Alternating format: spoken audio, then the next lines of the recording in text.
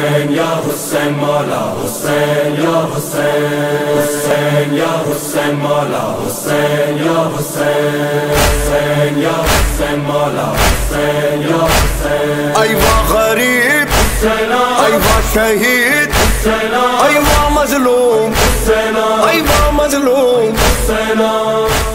انجمن گلدستہ اکبر لطیف آباد unit number 5-10 کے بانی شہید سید محسن جعفری کی رہائش گاہ امام بارگاہ چاردہ معصومین لطیف آباد نمبر 4.5 نزد محمدی اسپتال میں 9 محرم الحرام کی صبح 10 بجے مجلس عزا برپا کی گئی، جس سے ذاکر اہل بیت علامہ ریحان عباس نے خطاب کیا. بعد مجلس مرکزی قدیمی سالانہ ماتمی جلوس رئیس نقوی عرفان حیدر شاہد نقوی، شجاعت نقوی، ناصر نقوی، سید ماجد جعفری اور نصیر حیدر کی قیادت میں برآمد ہوا. یہ مرکزی جلوس گزشتہ 52 سال سے برآمد کیا جا رہا ہے.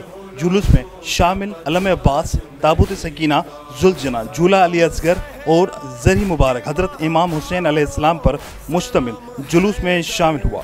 جلوس میں تمام راستے انجمن گلدستہ اکبر کے نواں خوانی اور سینہ زنی کرتے رہے اور سیدہ سلام اللہ علیہ کے لال کو پرسا دیا. جلوس میں سینکڑوں کی تعداد میں عزاداروں نے شرکت کی اور فضا یا حسین اور لبیک یا حسین کی صداؤں سے گونج اٹھی.